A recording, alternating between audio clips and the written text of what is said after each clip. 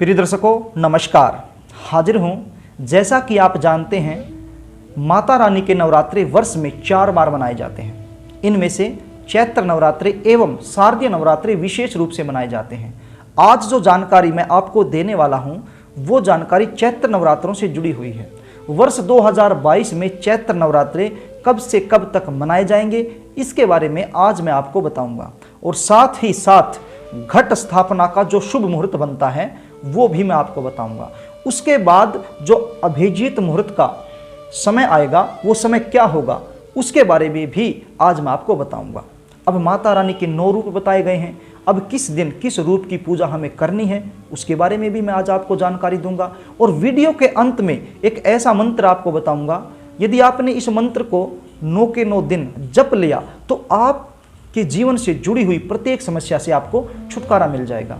तो प्रिय दर्शकों कार्यक्रम शुरू करूं इससे पहले आपसे निवेदन करना चाहूँगा, यदि आप चैनल पर नए हैं तो चैनल को सब्सक्राइब कर लें, बेल आइकन को भी प्रेस कर लें ताकि हमारी आने वाली जो वीडियो है उनका नोटिफिकेशन आपको मिल सके और वीडियो आप आसानी से देख पाएं। प्रिय दर्शकों ये जो चैत्र नवरात्रे होते हैं चैत्र मास शुक्ल पक्ष की प्रतिपदा से शुरू होकर के 9वीं तक मनाए जाते हैं। प्रिय दर्शकों ये जो 9 दिन होते हैं माता रानी को समर्पित होते हैं। कुछ विद्वानों का मत है इन 9 दिनों में माता रानी पृथ्वी पर ही निवास करती है, इसलिए बहुत सारे लोग माता रानी के निमित्त व्रत करते हैं, पाठ पूजा करते हैं, अपने घर में अखंड ज्योति जलाते हैं, घट की स्थापना करते हैं, वहीं ब्राह्मणों से अपने घर में अनुष्ठान कराते हैं, हवन इत्यादि कराते हैं। ये जो 9 दिन हैं ये बड़े ही पवित्र दिन माने गए हैं।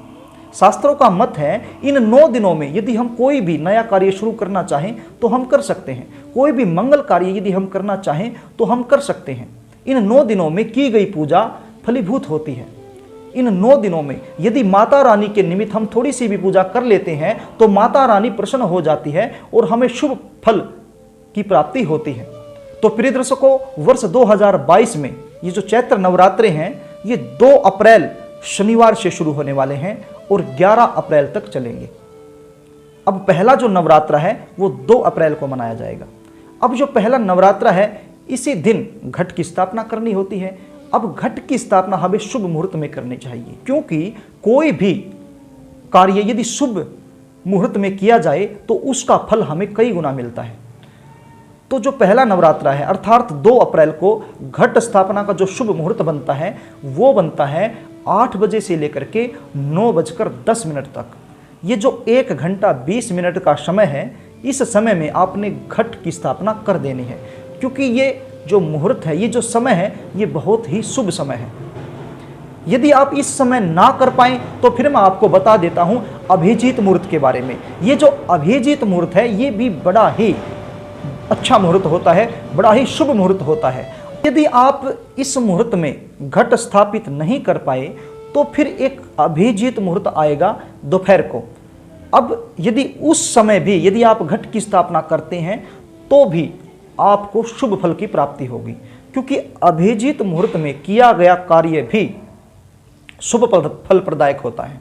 इसलिए जो अभिजीत मुहूर्त का समय है आप वो सुन लीजिए। दोपहर के 12:04 से 12:53 तक अभिजीत मुहूर्त रहने वाला है। इस मुहूर्त में भी आप घट की स्थापना कर सकते हैं। अब मैं आपको बता दूं माता के 9 रूप होते हैं और नवरात्रे भी 9 होते हैं। अब प्रत्येक नवरात्रे को माता के अलग अलग रूप की पूजा की जाती है। अब पहला नवरात्रा जो होता है उस दिन मां शैलपुत्री की पूजा की जाती है। तो इसमें कोई अलग से विधान नहीं होता, विधान यही रहेगा, पूजा यही रहेगी। बस मन में चिंतन कर लेना है मां शैलपुत्री का, मन में मां शैलपुत्री का ध्यान कर लेना है कि हे मां शैलपुत्री आज हम आपके निमित्त पूजा कर रहे हैं, आप हमारी पूजा को स्वीकार करें और हमें शुभ आशीर्वाद प्रदान करें। बस मन में ही संकल्प करना है।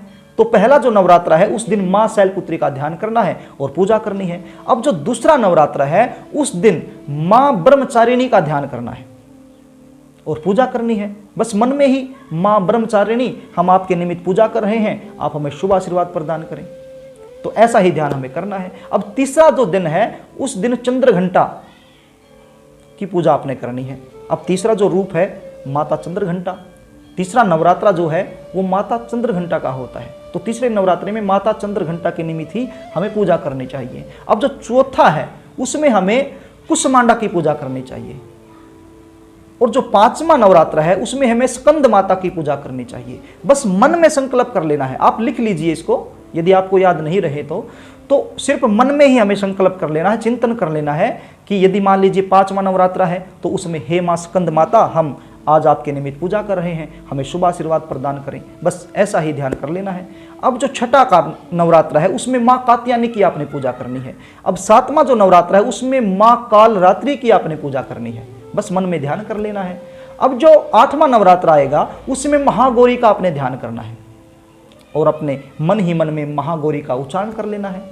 और जो नौवां नवरात्र है उसमें आपने सिद्धिदात्री का ध्यान करना है, सारे कामों को सिद्ध करने वाली सिद्धिदात्री। हे मां, आज हम आपकी पूजा कर रहे हैं। तो प्रिय दर्शकों, इसी प्रकार से 9 के 9 नवरात्रों में जो मां के 9 अलग अलग रूप हैं उनका ध्यान करके आपने पूजा करनी है, आपको इसका शुभ फल प्राप्त होगा। तो प्रिय दर्शकों, अब मैं आपको बता देता हूं एक मंत्र, बड़ा ही आसान मंत्र, सुना सुनाया मंत्र है, कोई अलग मंत्र नहीं है। बस आपने एक काम करना है, मान लीजिए आप हर रोज पूजा करेंगे। अब मान लीजिए आपने अपने घर में घट स्थापना कर रखा या नहीं कर रखा, कोई बात नहीं। मान लीजिए आपने नहीं भी कर रखा और आपके घर में अखंड ज्योति भी नहीं चल रही, आप हर रोज पूजा तो करते हैं घर में, शाम को बत्ती लगाते हैं, पूजा करते हैं। तो उस समय जब आपकी सारी पूजा हो जाए तो पूजा होने के बाद एक माला अर्थात 108 बार इस मंत्र का जाप कर लेना है, और ये 9 के 9 दिन लगातार आपने करना है। यदि ऐसा आपने कर लिया तो फिर आपके जीवन से जुड़ी हुई अनेक समस्याएं अपने आप दूर चली जाएंगी।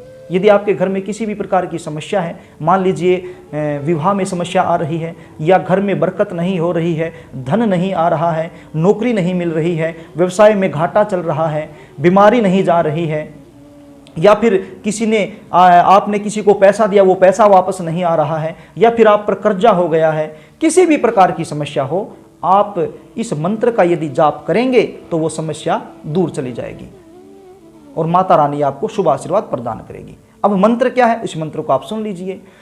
ओम सर्वमंगल मांगल्ये शिवे सर्वार्थ साधिके शरण्ये त्र्यंबके गौरी नारायणी नमोस्तुते। ये कोई नया मंत्र नहीं है, मैं तो सोचता हूँ कि काफ़ी लोगों को ये मंत्र आता भी होगा क्योंकि काफ़ी प्रसिद्ध मंत्र है। लेकिन इन 9 दिनों में जब इस मंत्र का आप जाप करेंगे तो आपको बहुत ज़्यादा लाभ मिलेगा, क्योंकि सर्वमंगल मांगल्ये अर्थात सभी प्रकार के मंगल कार्य हे माँ हमारे घर में हो और किसी भी प्रकार का रोग दोष हमारे घर में ना रहे, बस यही कामना आपने करनी है और इस मंत्र का आपने लगातार जाप करना है। तो प्रिय दर्शकों, मैंने बड़े ही सरल तरीके से, आसान तरीके से आपको समझाया है। यदि फिर भी कुछ चीज़ आपको समझ में नहीं आई हो तो फिर आप कमेंट बॉक्स में टाइप कर सकते हैं। आज मैं आपसे एक निवेदन करना चाहूँगा, प्रत्येक दर्शक आज इस वीडियो के कमेंट बॉक्स में जय माता दी जरूर लिखें यदि वीडियो पसंद आए तो प्रिय दर्शकों, यदि आप अपनी जन्म कुंडली का सटीक फलादेश करवाना चाहते हैं तो फिर आप स्क्रीन पर दिए गए नंबरों से मुझसे संपर्क कर सकते हैं और अपनी जन्म कुंडली का सटीक फलादेश करवा सकते हैं। तो प्रिय दर्शकों, आज के लिए बस इतना ही। नमस्कार।